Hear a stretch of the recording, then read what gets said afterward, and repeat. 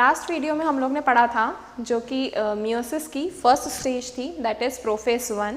Prophase 1 के अंदर हम लोग ने 5 स्टेप्स जो थी वो देखी थी, starting from leptotene, then zygotene, pachytene, diplotene, diakinesis. ये 5 स्टेजेस थी। तो लेप्टोटीन के अंदर हम लोग ने देखा था सबसे पहले कंडेंसेशन ऑफ क्रोमोसोम, क्रोमोसोम जो थे वो कंडेंस हुए। फिर जाइगोटीन के अंदर हम लोग ने देखा कि ये जो होमोलोगस क्रोमोसोम्स हैं ये साथ में पेयरिंग किया, इन्होंने बाइवेलेंट स्ट्रक्चर बनाया, सिनेप्टोनिमल कॉम्प्लेक्स बनाया। Then in the third stage pachytene जो कि लॉन्गेस्ट स्टेज थी, उसके अंदर होता है क्रॉसिंग ओवर यानी कि exchange of genes, recombination with the help of enzyme recombinase. अब एक चीज़ ध्यान रखने वाली बात ये है कि ये जो रिकॉम्बिनेशन होता है, एक्सचेंज ऑफ जीन्स होता है, वो होता है non identical sister chromatids. Non identical sister chromatids मतलब कि एक होगी मैटरनल की और एक होगी पैटर्नल की। ऐसा नहीं होगा कि पैटर्नल की दोनों के बीच में एक्सचेंज हो गया। It will be one from paternal chromosome and one from maternal chromosome. तो नॉन आइडेंटिकल सिस्टर क्रोमेटिड्स के बीच में होती है क्रॉसिंग ओवर। क्रॉसिंग ओवर के बाद में देखते हैं डिप्लोटीन। डिप्लोटीन के अंदर जो कियाज़मेटा बनता है, एक्स शेप स्ट्रक्चर। फिर then comes the diakinesis. Diakinesis के अंदर हमने देखा न्यूक्लियर मेम्ब्रेन जो होती है वो डिसअपियर होती है, न्यूक्लियोलस डिसअपियर होता है एंड यहाँ पर एंड हो जाता है प्रोफेज 1। तो प्रोफेज 1 जो है वो एंड होता है, उसके बाद में स्टार्ट होता है मेटाफेज 1। यहाँ तक हमने देखा था प्रोफेज 1। अब हम देखते हैं मियोसिस 1 का मेटाफेज 1। मेटाफेज 1 के अंदर जो स्ट्रक्चर्स थे, ये जो सेल है, इस सेल के अंदर जो क्रोमोसोम्स प्रेजेंट हैं, these are chromosome, these are present in tetrad form. Tetrad मतलब कि ये इस तरीके से स्ट्रक्चर प्रेजेंट है, 2 sister chromatids along with 2 sister chromatids, इस तरीके से। ठीक, यहाँ पर जो न्यूक्लियर मेम्ब्रेन है वो डिसअपियर होना शुरू हो गई थी मेटाफेज प्रोफेज के डाइकाइनेसिस में। अब मेटाफेज के अंदर एंटर हो चुका है जो सेल है। अब ये जो सेल है इसके अंदर जो सेंट्रियोल्स प्रेजेंट होती हैं, ये दोनों जो है वो अपोजिट पोल्स पर आ जाती हैं। दीज आर दी 2 पोल्स, एक नीचे और एक ऊपर पोल है। ठीक, ये दोनों अपोजिट पोल्स हैं। जो सेंट्रोजोम होता है, सेंट्रोजोम स्ट्रक्चर के अंदर सेंट्रियोल्स प्रेजेंट होती है, परपेंडिकुलर स्ट्रक्चर। तो ये जो स्ट्रक्चर है ये यहाँ पर आकर ब्रेक होके अपोजिट पोल्स पर पहुँच जाता है और इनका काम क्या होता है, टू फॉर्म एस्टर, एस्टर और दी स्पिंडल फाइबर। अब ये जो स्पिंडल फाइबर्स हैं ये जाके अटैच किससे होंगे, ये अटैच होते हैं सेंट्रोमियर के पास में प्रेजेंट होते हैं kinetochore, kinetochores inside the chromosome. Chromosome के पास में जो सेंट्रोमियर है, सेंट्रोमियर जो कॉन्स्ट्रक्शन है, उसके पास में डिस्क लाइक स्ट्रक्चर्स जो हैं वो प्रेजेंट होते हैं जिसका नाम होता है काइनेटोकोर। उससे जाके ये जो स्पिंडल फाइबर्स हैं ये जाके अटैच हो जाते हैं। ठीक है, ये दोनों तरीके से, दोनों तरफ से रेज को जो है क्रिएट करते हैं। तो ये जो स्पिंडल फाइबर्स हैं ये जब अटैच हो जाते हैं तो अटैच होने के बाद में ये बीच में क्रोमोसोम को अलाइन कर देते हैं, अलाइन कर देते हैं। इसको बोला जाता है मेटाफेज प्लेट। मेटाफेज प्लेट बोल दो या इक्वेटोरियल प्लेट।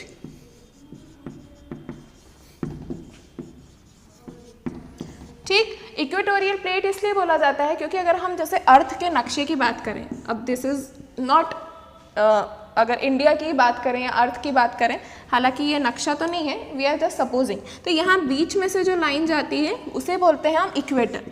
तो इसके इक्वेटर को हम लोग ने यहाँ पर कंसिडर कर लिया बीच में इक्वेटर, और उस इक्वेटर पे अरेंज हो गए हैं सारे क्रोमोसोम। ये किस फॉर्म में है, बाइवेलेंट फॉर्म में है। ये सारे क्रोमोसोम अटैच होने के बाद में उसको बोला जाता है इक्वेटोरियल प्लेट। तो ये इक्वेटोरियल प्लेट पर आकर जितने क्रोमोसोम थे वो सारे अलाइन हो चुके हैं, स्पिंडल फाइबर्स इनसे आके जुड़ चुके हैं, मेटाफेज प्लेट जो है वो फॉर्म हो चुकी है और यहाँ पर कंप्लीट हो जाता है मेटाफेज 1। ये मेटाफेज 1 कंप्लीट होने के बाद में एंटर करते हैं एनाफेज 1।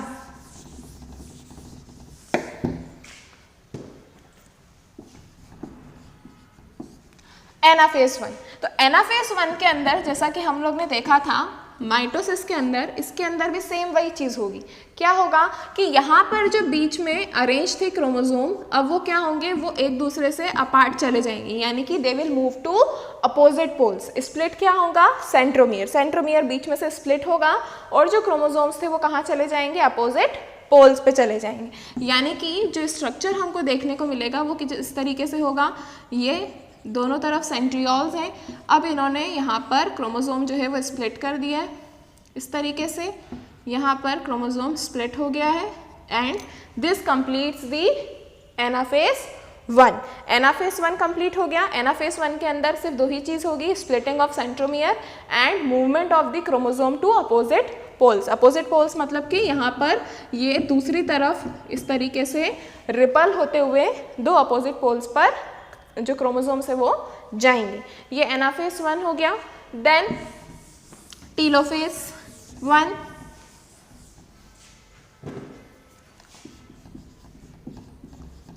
टीलोफेज 1 के अंदर भी जिस तरीके से हम लोग ने मेटाफेज में देखा था कि जो डेवलपमेंट होता है फरो का, यहाँ पर भी डेवलप हो जाएगा फरो, और यहाँ जो है वो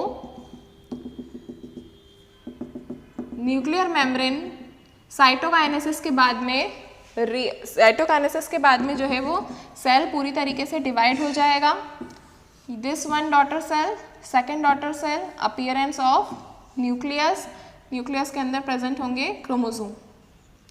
ठीक, यानी कि टीलोफेज के अंदर क्या होगा, कॉन्स्ट्रिक्शन, यहाँ से कॉन्स्ट्रिक्शन, यहाँ से कॉन्स्ट्रिक्शन, डेवलपमेंट ऑफ फरो।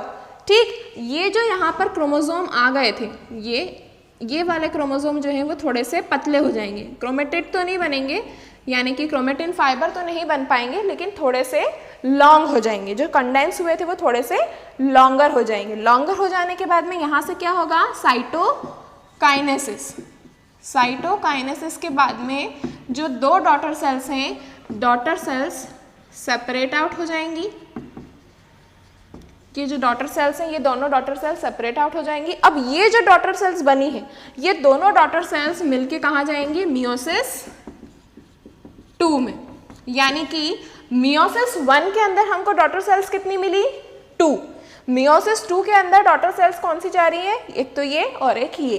अब इन दोनों का जब आखिरी में पूरा मियोसिस 2 खत्म हो जाएगा तो इन दोनों से हमें डॉटर सेल्स मिल जाएगी, इसकी 2 डॉटर सेल्स और इसकी भी 2 डॉटर सेल्स।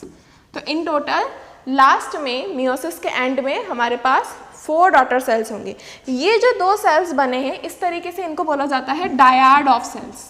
इनको बोला जाता है डायाड ऑफ सेल्स। तो यहाँ कंप्लीट हो जाता है टीलोफेज के बाद में, टीलोफेज 1 के बाद में मियोसिस 1 पूरा।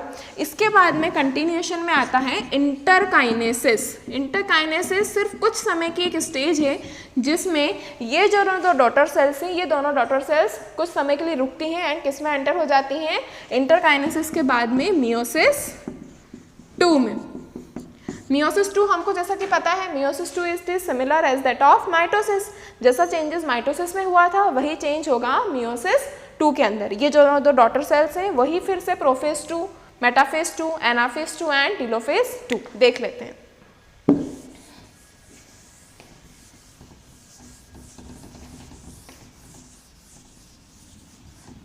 मियोसिस 2, मियोसिस 2 की भी 4 स्टेजेस हैं।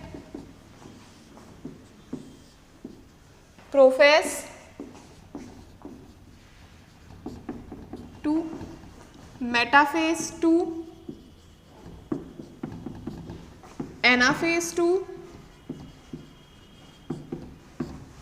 टीलोफेज 2।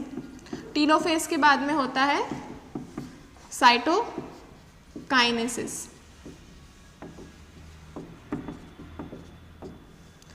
ठीक, अब प्रोफेज के अंदर जो चेंज होगा, प्रोफेज 2 के अंदर यहाँ पर same as that of mitosis, that is condensation of chromosome. जो कि डायड बना था उसमें क्रोमोसोम जो थे वो थोड़े से लॉन्ग हो गए थे, यहाँ पर आके वापस क्या होगा, condensation of chromosome. Second, disappearance of nuclear membrane. Nuclear membrane जो है वो फिर से डिसअपियर होने लगेगा। देन इसके बाद में एंटर हो जाएंगे मेटाफेज 2 में। तो मेटाफेज 2 के अंदर क्या होगा, जो सेंट्रियोल्स है, centrioles move to opposite poles, splitting, spindle जो फाइबर्स है, स्प्लिटिंग तो एनाफेज में होंगी, spindle fibres will generate and they will attached with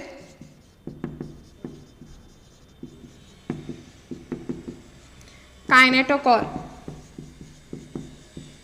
kinetochore से जाके स्पिंडल फाइबर जो है वो अटैच हो जाएंगे। ये हो गई मेटाफेज 2 की बात। फिर आता है एनाफेज 2। एनाफेज 2 के अंदर जो काइनेटोकोर से स्पिंडल फाइबर्स जुड़ गए थे, वहां से जो सेंट्रोमियर है वो स्प्लिट होगा, स्प्लिटिंग, सेंट्रोमियर, सेंट्रोमियर बीच में से स्प्लिट होगा and movement of chromosome after splitting to opposite poles. Opposite poles पर जो है क्रोमोसोम्स दूसरे से रिपल होके एक दूसरे से दो अलग अलग पोल्स पर चले जाएंगे। फिर टीलोफेज 2, टीलोफेज 2 के अंदर सबसे पहले डेवलप होगा डेवलपमेंट ऑफ फरो, कॉन्स्ट्रिक्शन जो है वो जनरेट होगा। देन यहाँ पर जो रीअपियरेंस है, जो हमको देखने को मिलता है यहाँ पर डिसअपियरेंस, वो हमको देखने को मिल जाएगा रीअपियरेंस, यानी कि जो न्यूक्लियर मेम्ब्रेन है वो क्रोमोसोम के आसपास देखने को मिलने लगेगी। न्यूक्लियर मेम्ब्रेन रीअपियर्स एंड जो डेवलप हो चुका था फरो, अब वो कैसे डिवाइड होगा, इट विल अंडरगो साइटोकाइनेसिस। इसके बाद में हो जाएगा साइटोकाइनेसिस। साइटोकाइनेसिस के बाद में हमको लास्ट में कितनी डॉटर सेल्स मिल जाएंगी, 4 डॉटर सेल्स।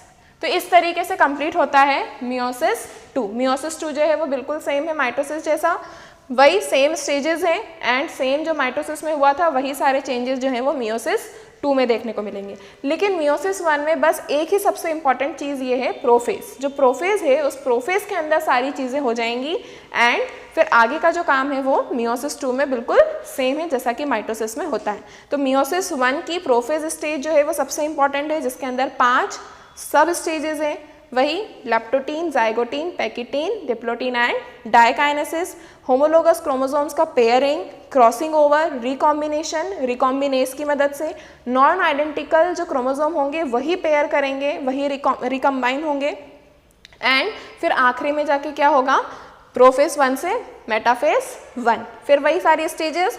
देन उसके खत्म होने के बाद टीलोफेज 1 के बाद आएगा इंटरकाइनेसिस। इंटरकाइनेसिस के बाद में एंटर होगा सेल इनटू मियोसिस 2 एंड फिर मियोसिस 2 की सारी स्टेजेस कंप्लीट होगी टीलोफेज 2 के बाद में। साइटोकाइनेसिस के बाद में लास्ट में हमको मिलेगी 4 डॉटर सेल्स, जिसके अंदर क्रोमोसोम नंबर कैसे होंगे, half. Chromosome number will be half. तो इस तरीके से कंप्लीट हो जाता है मियोसिस 2।